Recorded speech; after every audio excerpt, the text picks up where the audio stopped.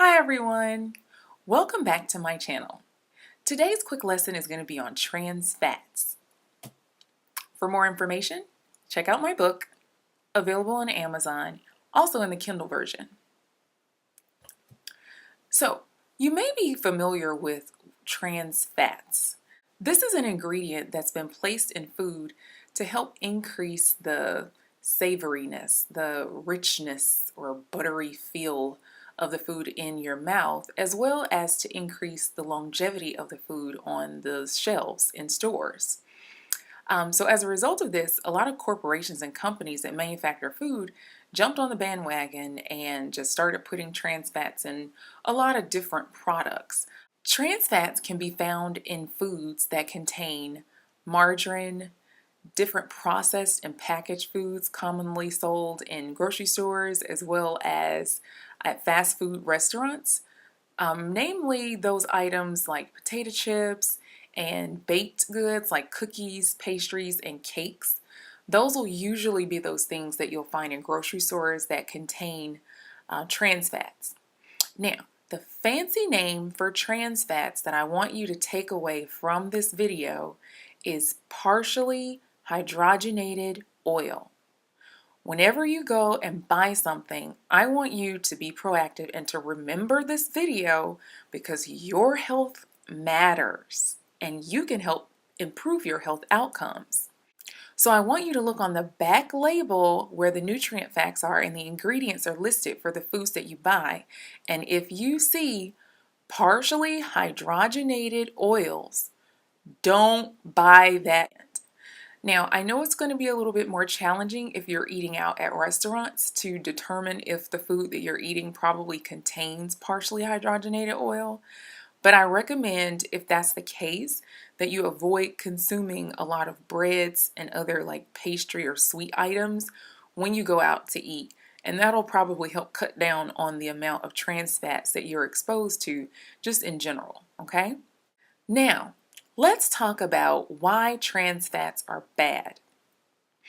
Everybody heard all the rave about trans fats back in the early mid 2000s, and it became apparent that trans fats were not healthy for us. But a lot of people still don't understand exactly why trans fats are bad. So let's talk about our cells. Our cells in our bodies have these wonderful membranes around them, and they kind of are like little spheres. So we'll just kind of imagine there being kind of like a cell, and it has this wonderful little sphere around it, okay? And the outside of that is covered by the cell membrane. That cell membrane is made up of a lot of different types of fats. Things like phospholipids and cholesterol help the cell membrane to move fluidly so that it can carry on its normal functions. This way, things that are unhealthy for the cell or waste products produced by the cell get dumped out of the cell very easily because of that fluid structure of the membrane. Things that are good for the cell, like vitamins and nutrients and other things that help the cell to function properly, can actually come into the cell when the membrane, again, is very fluid and mobile. All right? So now I'm going to use some examples that can help you to learn the differences between regular fats and trans fats and why they can cause problems within cell membranes. Many fats come in a shape or configuration that we will call the cis figuration, okay? So in this shape, the fats actually form little, like kind of like a little C shape, although these branches tend to be quite long and they might be really elaborate depending on the type of fat that you're dealing with. So basically this would be a cis configuration, and this bond right here would be in particular a double bond. So that means there would be two carbon atoms here kind of connecting this together, and it ends up in this formation. So this is actually going to help the cell's membrane be quite fluid and mobile. In contrast, let's look at what happens with a trans fat. So this would be our model of a trans fat. And this little line here would represent our double bond between two carbon atoms here and here. And of course, you can have a longer branch of fats here. So as a result, what ends up happening is these types of fats end up getting embedded within that cell membrane. And guess what it does to the cell membrane? You guessed it. Or maybe you didn't, so I'll just tell you. So basically, trans fats embed in the membrane and make the cell membrane less fluid, less able to kind of move and allow the good things in and the bad stuff out.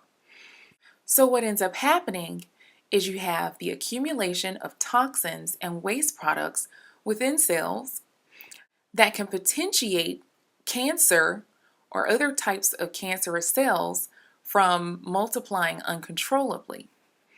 In addition, you also have cholesterol levels adjusted. Now, I'm not going to talk about the different types of cholesterol in this video because there's just not enough time for that today.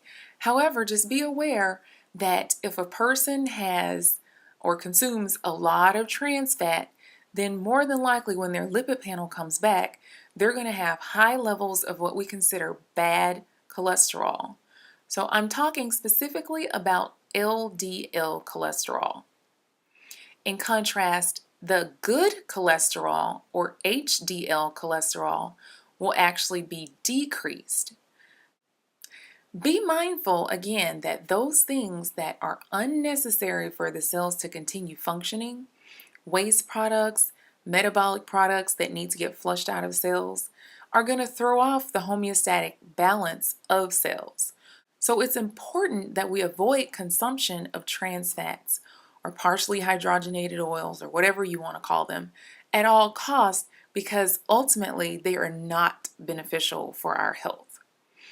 Now, it's important that you recognize that the Food and Drug Administration has made attempts to ban trans fats.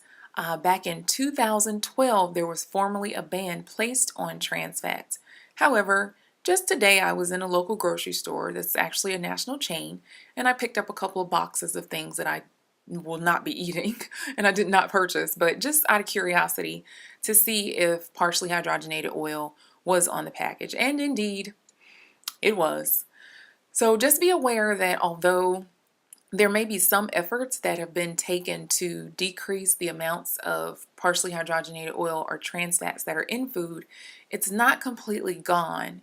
And you as a consumer must be educated and aware of what's contributing to your health problems so that you can be in control of your health.